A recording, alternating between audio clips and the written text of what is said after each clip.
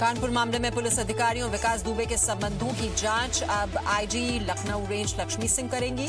इससे पहले एडीजी जय नारायण सिंह इस जांच को कर रहे थे। आईजी लक्ष्मी संबंधित लोगों के बयान दर्ज करने के लिए कानपुर पहुंचे। कानपुर में पुलिस पर हमले की मजिस्ट्रेट जांच भी शुरू हो गई है। एडीएम प्रमोद शंकर शुक्ला को मामले का जांच अधिकारी बनाया गया है। एडीएम ने पुलिस से घटना से जुड़े कागजात मांगे हैं। एडीएम जल्द ही घटनास्थल पर जाकर संबंधित लोगों के बयान दर्ज करेंगे। 107 घंटे बाद फरार हिस्ट्री शीटर विकास दुबे का अब तक कोई सुराग नहीं। यूपी में 8 पुलिसकर्मियों की हत्या में फरार विकास दुबे के उत्तराखंड में घुसने का शक है। इस आशंका को देखते हुए उत्तराखंड पुलिस अलर्ट हो गई है। पहले भी कई अपराधी नैनीताल, रामगढ़, मुक्तेश्वर और पहाड़ के दूसरे इलाकों में आते रहे हैं।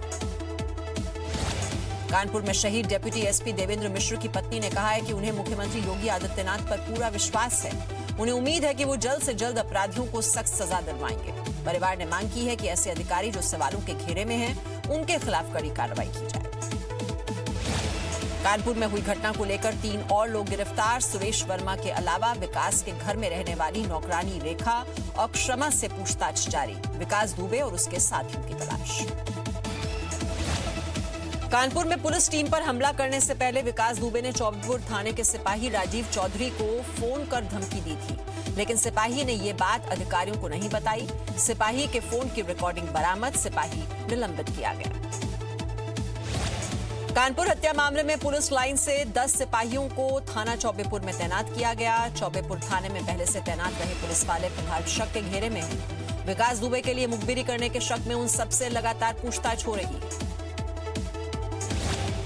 उत्तर प्रदेश के मुख्यमंत्री योगी आदित्यनाथ ने कहा है कि 8 पुलिस वालों की हत्या के आरोपी विकास दुबे को तुरंत पकड़ा जाए। मुख्यमंत्री ने निर्देश दिया कि जब तक अपराधी नहीं पकड़ा जाता, तब तक अधिकारी मुख्यालय वापस नहीं आएंगे। यूपी में अपराधियों के खिलाफ पुलिस का अभियान जारी है। ग्रेटर नोएडा में 4 अपराधियों की संपत्ति कुर्क की गई। इनमें सत्यवीर बंसल और सुमित भाटी की संपत्ति भी शामिल है। सोमवार को पुलिस ने करीब 2 करोड़ रुपए की संपत्ति कुर्क की। उत्तर प्रदेश के भदोही में पुलिस ने 50,000 के एक इनामी बदमाश को मार गिराया है, जबकि दूसरा बदमाश फरार हो गया। मारे गए बदमाश दीपक गुप्ता पर 14 मुकदमे दर्ज थे। मुठभेड़ के दौरान क्राइम ब्रांच के प्रभारी के पांव में गोली लग गई। वहीं एक सिपाही के बुलेट प्रूफ जैकेट में गोली लगी, वो बाल बाल बचा। जम्मू कश्मीर के पुलवामा में सुरक्षा बलों और आतंकियों के बीच मुठभेड़, एक आतंकी मारा गया। सेना के 2 जवान गंभीर रूप से घायल। इलाके में 2 से 3 आतंकी होने की सूचना पर सुरक्षा बलों ने ऑपरेशन चलाया था। पाकिस्तान के कब्जे वाले मुजफ्फराबाद में चीन और पाकिस्तान के खिलाफ नारे लगे।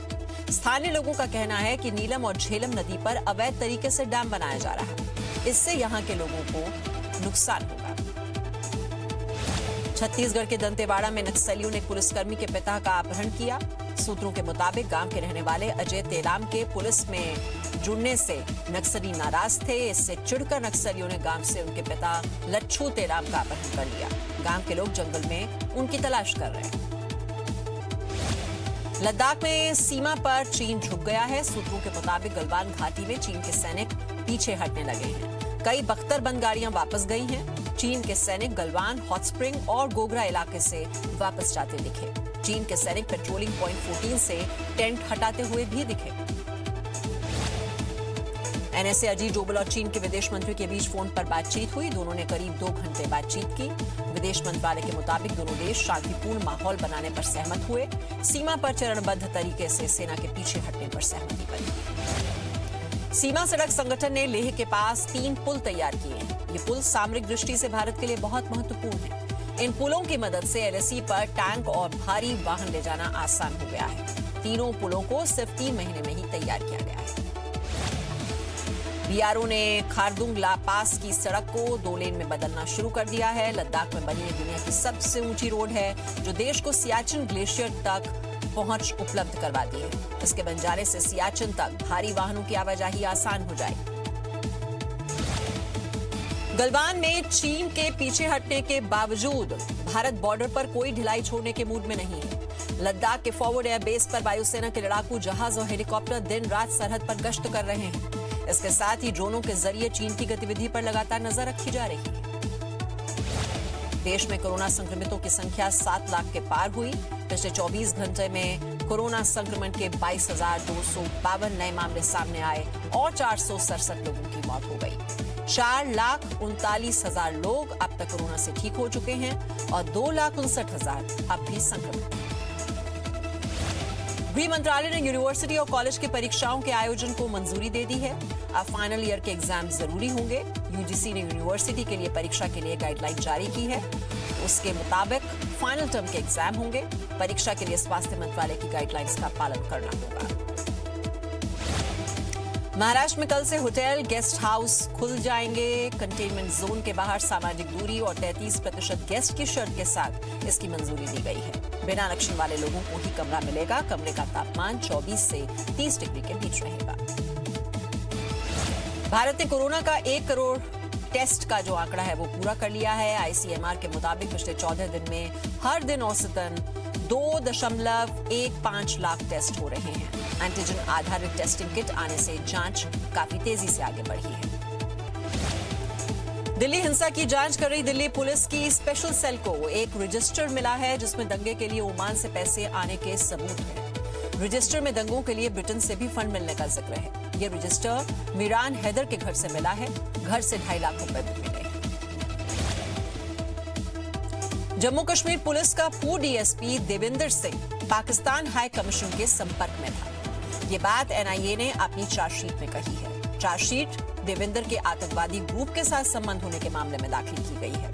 देविंदर इसी साल जनवरी में आतंकियों के साथ पकड़ा गया था। महाराष्ट्र सरकार उद्योग और कारखानों में भूमि पुत्रों को नौकरी में तरजीह देना चाहती है। महाराष्ट्र के उद्योग मंत्री सुभाष देसाई ने कहा है कि जॉब पोर्टल पर रजिस्ट्रेशन करने वालों को डोमिसाइल सर्टिफिकेट देना जरूरी होगा। इससे नौकरी के लिए महाराष्ट्र के निवासी ही आवेदन कर पाएंगे।